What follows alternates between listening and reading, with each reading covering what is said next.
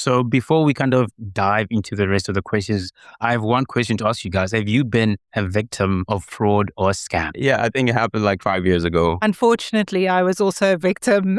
I was very, very skeptical when my son actually came to me with this. What's the issue you guys are actually solving out there? I think I would try to put away all the industry terminologies and try to be as simple as possible. I think in simple form or in simple level, I would say Sumsub helps businesses answer one big question. Do I really know who is on the other side of the screen? So what we're seeing, Brian, is what we're calling the sophistication shift happening. And we've seen a surge of 180% year over year in sophisticated fraud alone, if we look at 2024 compared to 2025. But in the African context specifically, there are two threats that stand out for me personally. And we'll be talking about it now, and that is the deepfakes and the selfie manipulation. But the exposure to deepfakes in Africa is almost universal, where like 1 in 5 people have directly been targeted.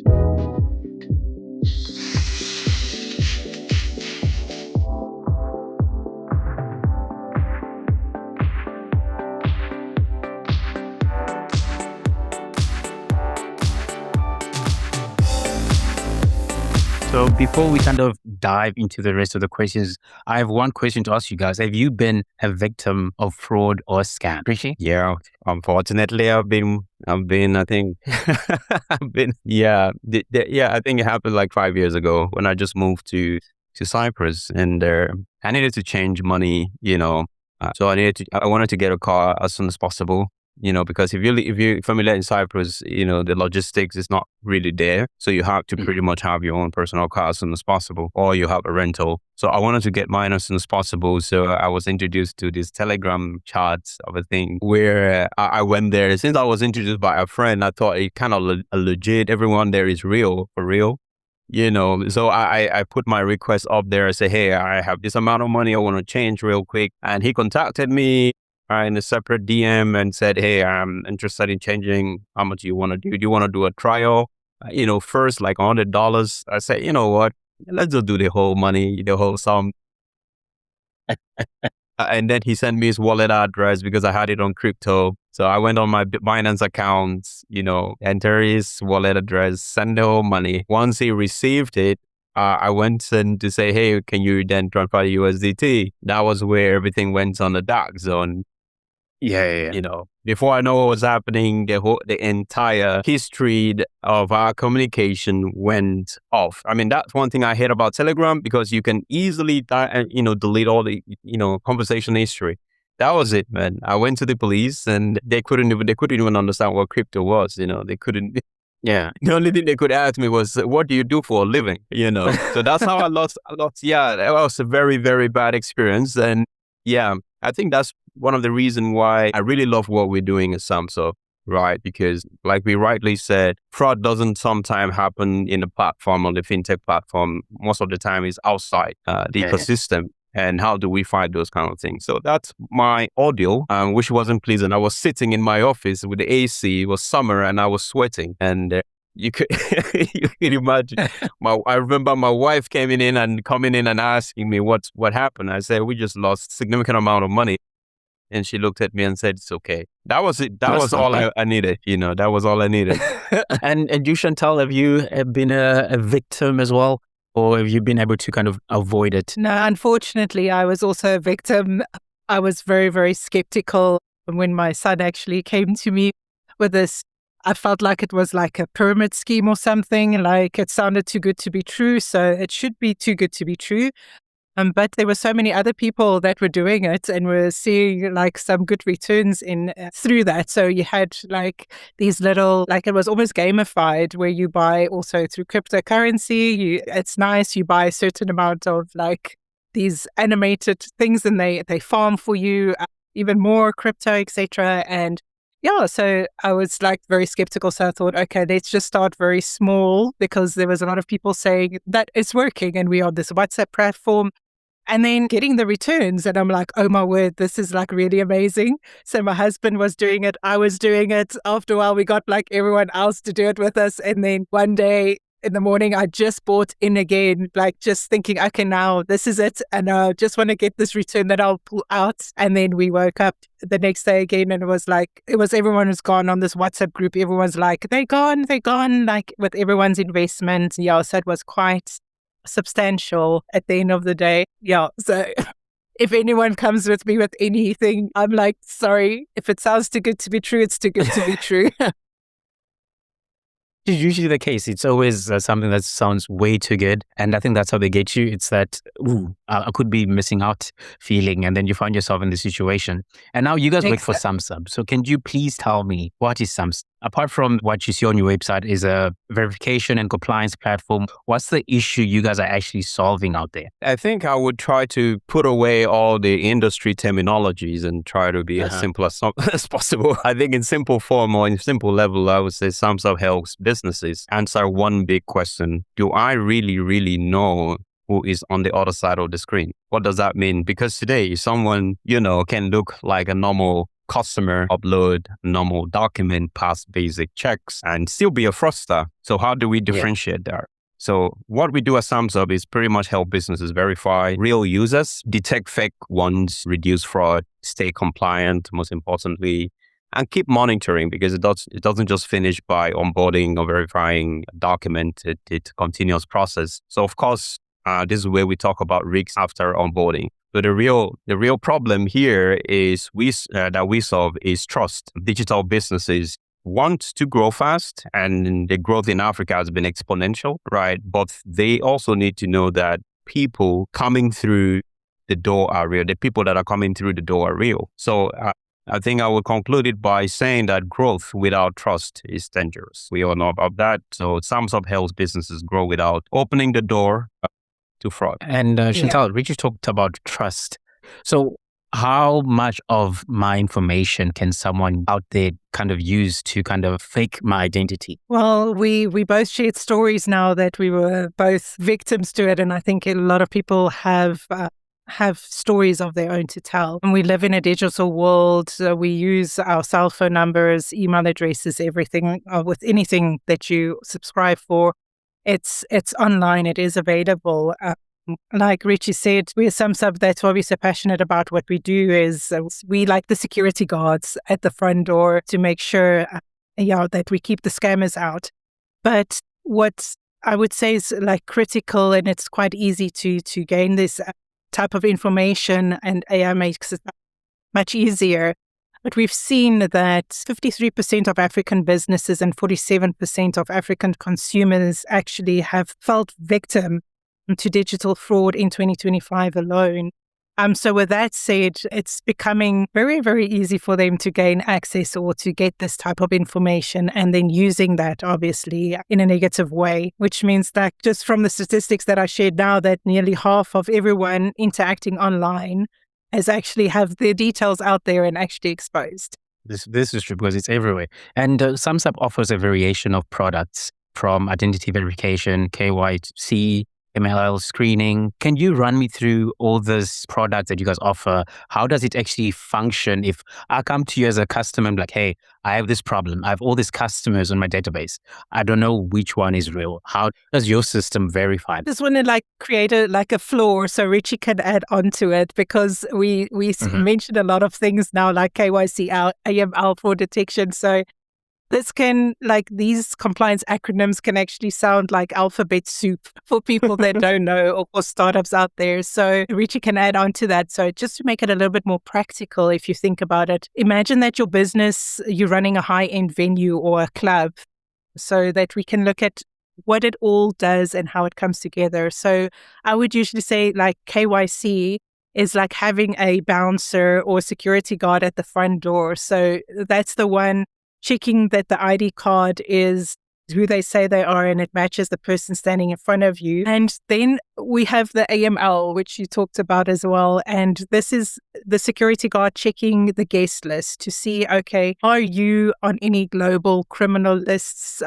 Are you a restricted person, or are you one of our invitees that we want to get into my exclusive club? And then we've got also fraud detection. So the bouncer or the security guard would then inspect the ID closely and then ask and have a look to see if this physical card is actually real, or was it like made just a few minutes ago using AI, trying to sneak into the club saying that you are on the guest list, but it's not actually you. And then we've also got transaction monitoring.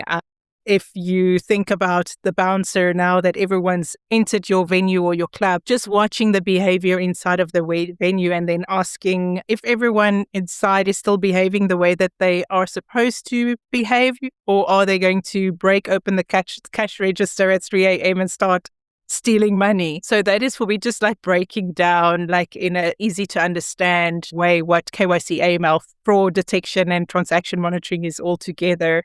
And then maybe Richy, you can then just add some context of how we make it all work together seamlessly and how we connect all of this. Yeah, thanks.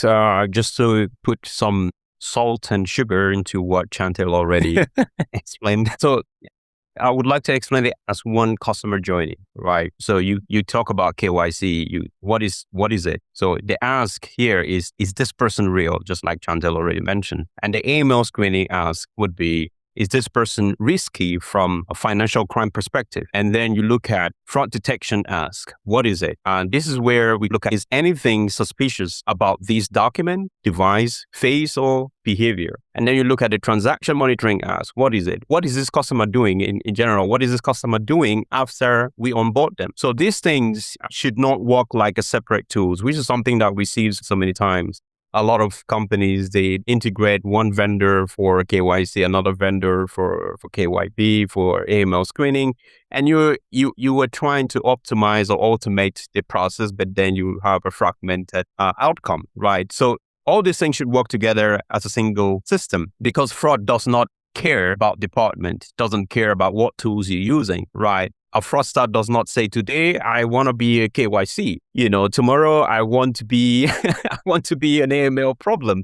It's all connected. That's what I'm trying to say. They are all interconnected. And so therefore having an all-in-one system like what we offer at Sumsub, streamline the entire journey and make it a single entry point. So that means that you have access to KYC data, you have access to AML screening data, you have access to fraud detection data, you have access to transaction monitoring data, and all these data marry each other. That's why I would say one of the differentiating factors within Sumsub. And I believe this also helps businesses. And if you look at it from the risk standpoint, businesses need one risk view. So I go into the dashboard or the portal, I'm able, as a compliance officer or fraud specialist, I'm able to see everything that I need to see to make that conclusive decision about a certain applicant, right? Not 5 disconnected tools that I have to log in there, I have to log in there, and so on and so forth before I know what is happening. Data leakage. And you see, the one thing about, just like Chantal mentioned in terms of the statistics, right? Crime now, fraudsters are well organized thanks to all the technology tools that we have available, because everything has a downside and an upside. There's advantages of AI, there's advantages of AI. There are disadvantages that is available to everyone, right? Anyone with a very limited knowledge, even less knowledge about IT, information technology, can still perpetrate huge amount of damage to financial institution using AI tools, right? So it should be a streamlined process that is built in. The DNA should be a data sharing possibility, so that I log into the system and I'm able to see everything. Which makes it easier because you have a one-house shop for everything, rather than getting multiple products for everything, which is kind of the situation where most people are dealing with, where you have all these products that you have to get to kind of solve one problem. And I want to touch on the statistics. Looking at your report recently, it shows that 97% of fraud that you guys catch happens during the liveness stage. So this is the stage where the checking is happening, where they're actually checking the human in front of the camera. What does this tell you about how fraud is operating within the African continent? People using real identities that are stolen rather than building whole-scale identities. When it comes to fraud, identity theft, deepfake, use of stolen document and the rest of it. We've seen an increase as far as African market is concerned. I think over 60% of the cases are all related to identity theft. Why is that? Especially when you look at the iGaming sector, which is very volatile in nature and with a minimum entry point in terms of what customers want to have. They want to, get on board and get started immediately so they can register. And most of these, especially for West Africa, the onboarding process is pretty fragmented, because when you look at the entire unit economics, when talking about onboarding customers, it's very low. So therefore, fraudsters use that avenue to enter into iGaming space, create an account, minimum verification required, sometimes just a simple BVN number without any liveness check, any face identification whatsoever. So there's that minimum requirement for fraudsters, so they can easily enter into that space and they can use whatever document that they want to use, right? And so therefore we see a high spike in that area. Now, how can we target this is the main question. We can target this by moving from kind of a reactive approach that has been in the industry for so many years to much more proactive. Proactive in the sense that you continuously monitor. It's not just about whenever there's a trouble, there's a problem, we start finding solution for it. But you prepare yourself to be more proactive and solving the problem, continuous monitoring in this case, right? Identity theft, again, it's in the rise. And we now have things like deepfake, which is also complicating things because there's been a lot of synthetic images, use of masks and the rest of it. And how can we prevent this? This can be prevented in our case by the use of our biometric liveness and face match, right? That does not only take a selfie of the person and match it with a document, but all goes deeper into checking if this person was live and present at the time. Does the face match with the face that is in the database and in the document, and so on and so forth. And you talked about something that's been happening a lot is the deepfake phenomena that's happened where people's faces are getting copied. For the individual that's maybe living under the rock, what is deepfake? I think in simple terms, it's pretty much manipulated selfie or video of a person. So you can go and use an AI to pay as a minimum as, $2, right? And then you say, I want to look like Obama, and you take a picture of Obama and you put it in the system and it creates a video of Obama. And now we have even voice fake, I would call it that way. We have companies offering fraud as a service, right? So these are legitimate companies in the industry, in the world right now that are offering fraudulent tools that you can use to manipulate whatever you want. So in simple terms, what is deepfake? It's pretty much you manipulating, claiming to be someone you are not by using the person's character to manipulate and to change the character to suit the narrative that you want, and then present it to whoever or perpetuate whatever the objectives were. To add on to that, like previously we know, like in the old days, it was just like taking somebody's photo or just taking over their identity. But now criminals are blending, like Richy said, real bits of data with AI generated faces, and they're creating brand new profiles that never existed before. So it's endless for them within the deepfake space, and AI has made it available to do it on such a great scale as well. And what do you see as the form of fraud that's like gone up drastically, especially within the African context where there's before all of this AI stuff came up, it was known as the Nigerian Prince scam. Watch out for your emails. Don't get caught up in that. And then there's the Sumsub attacks that happen. What's happening within the African space that you're seeing, let's say, within South Africa, within East, West Africa, that's like really brewing and no one's actually looking at it right now? So what we're seeing, Brian, is what we're calling the sophistication shift happening actually globally, but within the African context as well. If we focus globally first, the percentage of fraud attempts actually dipped slightly. So if we look at overall fraud, it looks like it's coming down and sitting at 2.2%. But that's where we shouldn't be fooled. And that's the way we're talking about the sophistication shift, where it's now changed from all these low effort, like sloppy scams that we were talking about, that's been filtered out. So the fraudsters are now pivoting to very, like we say, sophisticated. So it's highly targeted and it's becoming very much more complex attacks. And we've seen a surge of 180% year over year in sophisticated fraud alone, if we look at 2024 compared to 2025. But in the African context specifically, there are two threats that stand out for me personally. And we'll be talking about it now, and that is the deepfakes and the selfie manipulation. But the exposure to deepfakes in Africa is almost universal, where like 1 in 5 people have directly been targeted. So, I mean, we 3 in this call. So if you have 5 people, like 1 in 5 people have been directly targeted with this. In South Africa alone, the deepfake incidents skyrocketed by 269% year on year. So that is, for us here in South Africa, that's like a staggering number. And if we think that is bad, if we look at Zambia, who is our neighbors, we see that their deepfake attacks have surged to an insane 967%. This is on such a massive scale.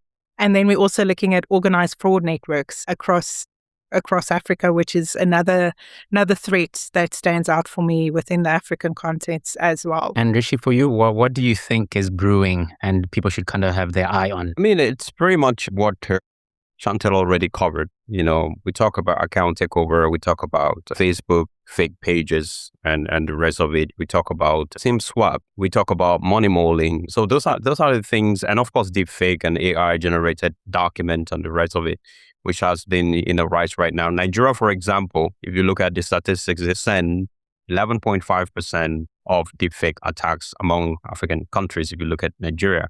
Right. And you look at identity fraud report standing at around 19.7. So this is an emerging, and it'll keep growing because, like I said, and also you have things like social engineering, right? And fraud overall is well organized at the moment, right? It's not like a one-man show anymore. It's a well coordinated, well organized. And so therefore, what we see, right? Because again, if you look at the growth within the financial sector, it's an amazing statistics. If you look at data from 2022 to 2025, Africa attracted over $3 billion in foreign investment. And of course, the financial sector is growing. And what does that mean? It means that a lot of people are interested in that industry, and majority and part, maybe 50-50, are, people that are bad players, right? Because they want to. Financial sector means there's money to be made and there's a high risk, right? So that's why a lot of these guys, they go as far as possible to manipulate the system. And we see the numbers that we saw, right? So in West Africa, it's pretty much similar to South Africa and in that, from that perspective. And so I want to touch on a real case that happened, I think it was 2-3 months ago here in South Africa. It was a retired teacher and she had like around 1.2 million taken from her banks across 2 banks. And even the bank itself said there was no way for them to prevent it. And on her case, she was not at fault for what happened. Where does verification system come into play in that scenario where the bank admits like, oh, we had no steps in place to kind of mitigate this happening? So where does the identity verification come in to stop that from happening at all? Sometimes, very often, fraud does not just happen within the business environment. It happens outside of that ecosystem. And for example, in Africa, a lot of fraud does not start inside a banking app or fintech platform. It starts on WhatsApp, Telegram, and Instagram, Facebook, and the rest of it. Fake investment pages and fake job adverts. So by the time the bank or fintech sees the issue, like just what you just mentioned, the customer may have already shared their OTP, their password, ID document, card details, and so on and so forth, personal information, which is already out of control already. So the platform sees the final damage, right? So what typical example, what you just shared. So what the bank saw is the final outcome of something that already took place outside, right? So a simple example is a fake investment page promising unrealistic returns. Maybe that was the case here. I do not know.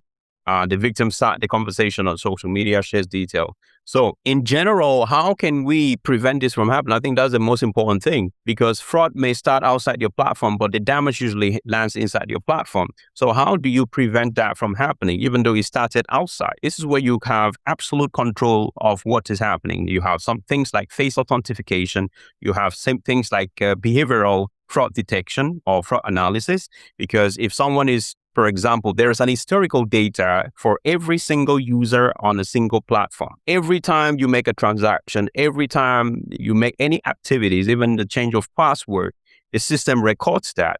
So it makes use of, so that's what we call profiling.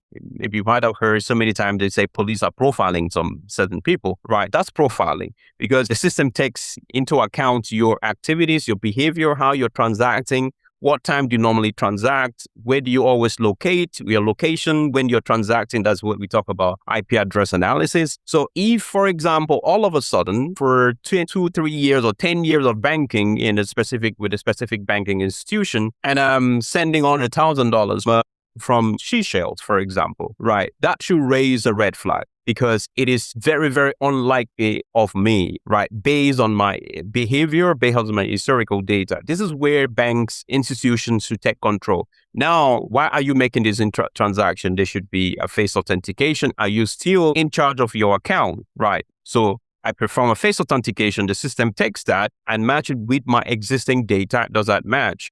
Or request for a questionnaire, anything that can make sure that I am actually the one in charge of that transaction at that very moment. In this case, like the case that you mentioned, I believe if they had those kind of measures in places, they would have been able to kind of forewarn the user, right, of what she or he is trying to do, and potentially prevent it from taking place, or maybe put that amount in a secured account, and for further investigation, for further verification. In this case, you can activate the questionnaire, you can activate the face authentication, like I already mentioned, an OTP to make sure that they receive it, and so on and so forth. Yeah. And Chantal, what mechanisms need to be put in place to kind of mitigate situations like this? Firstly, like, I'm very passionate. I've been speaking a lot about, like Richy said, the social engineering part of it is very real. We see it on dating apps as well. I think there's quite recently, I saw something on social media as well of people being arrested in KwaZulu-Natal in South Africa that were also using like romance scams to actually defraud people. So it happens outside of the platform, like Richy mentioned, and then they're very good in the social engineering part, using emotional manipulation, things like that makes it difficult, like for a bank or platform, because by the time when they're authorizing a payment or something, they might have already been manipulated into that. But firstly, I'm very passionate about having these conversations, and then obviously firstly educating people to make sure that you're not just sharing information, and then just to make sure, because they're very good in what they do, but to be cognizant of certain signals and things and how they operate outside of the platform. And then within a platform, what Richy mentioned already, like that behavioral telemetry that we use, I call it the digital heartbeat, which can pick up how you swipe on your screen. It can very subtle things, how you move your mouse across the screen, etc. There's so many things that institutions can actually do to help protect the people using their platforms a little bit better.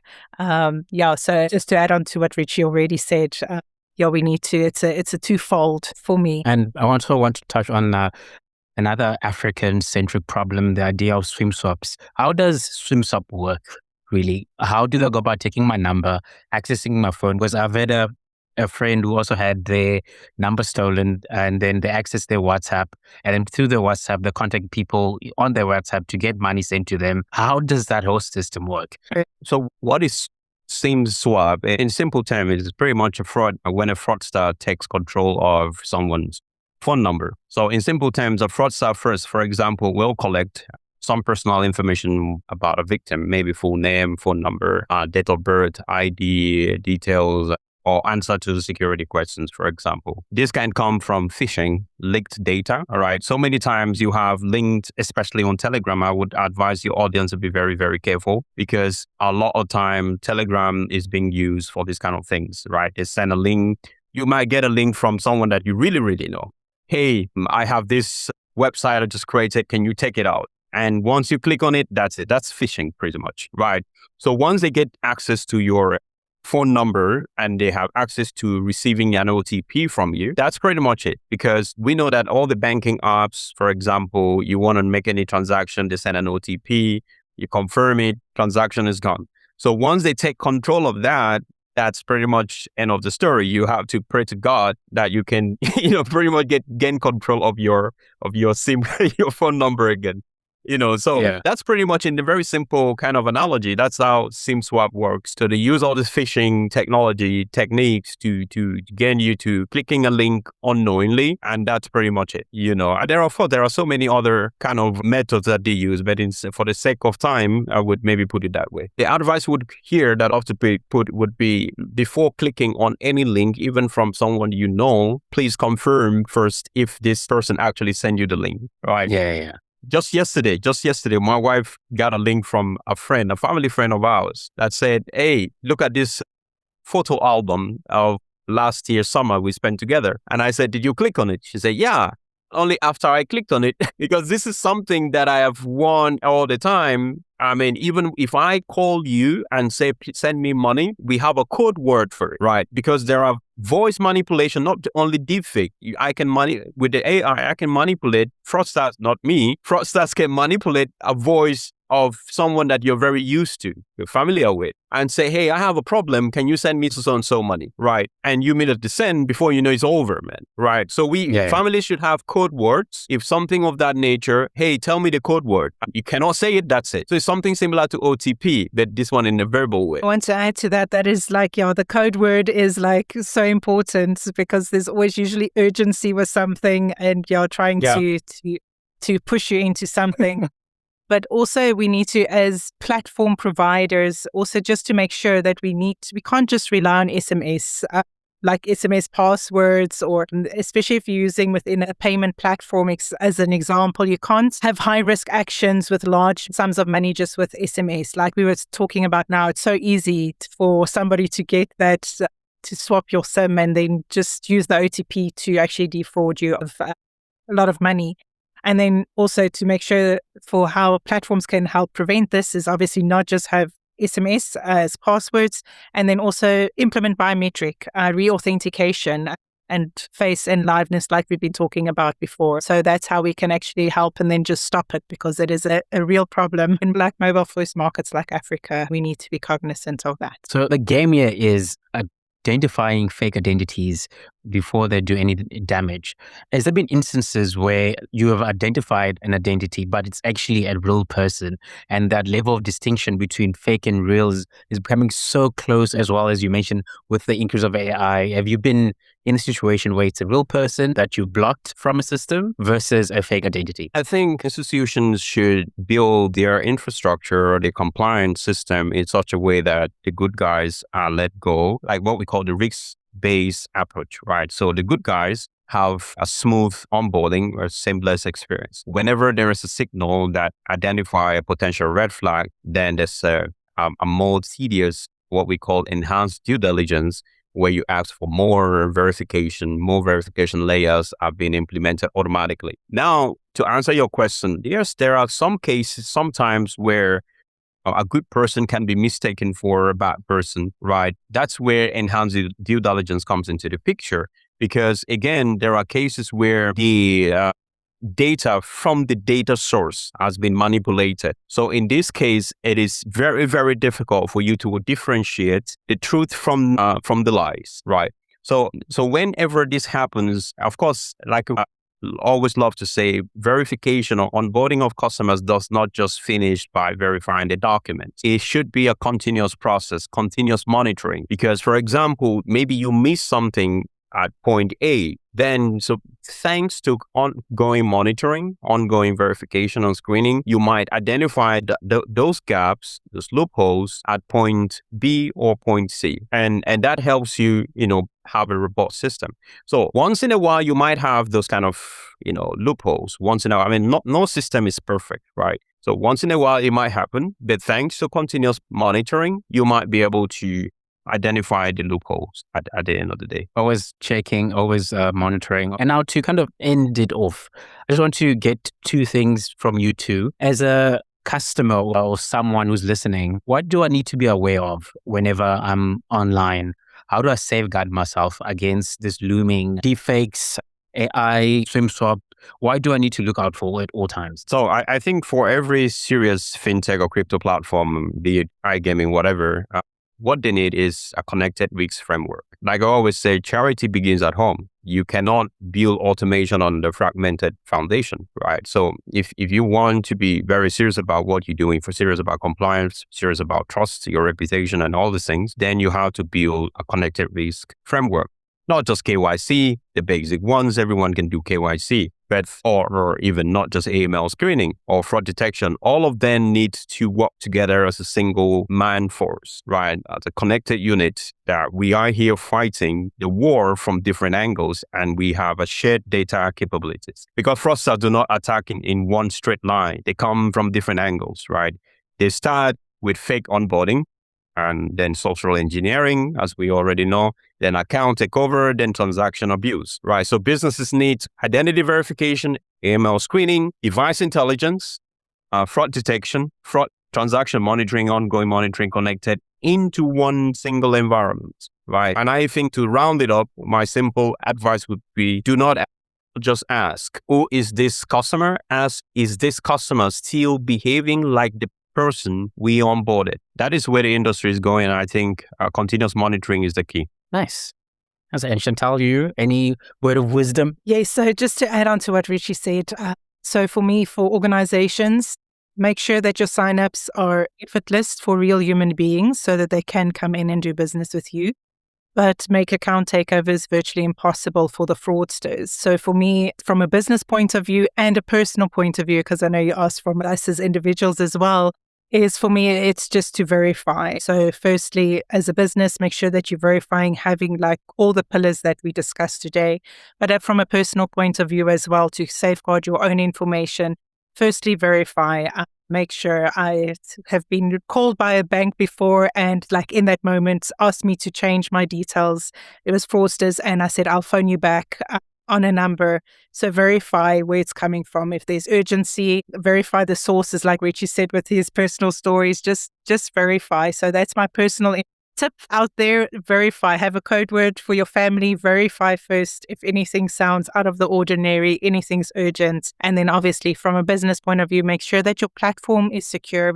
The majority of people will not do business with a platform that they don't trust. So it's very important to make sure that you have a very good trust layer built into your business. Wow. That's a nice way to end it. So Chantal, Richy, once again, thank you so much for being on the show. Word of the day, or something to remember, verify, which I'll be doing from now on. So once again, thank you so much for being on the podcast. This was fun. Thanks for sharing some of your wisdom, and look out for the next episode of From Courage to Growth.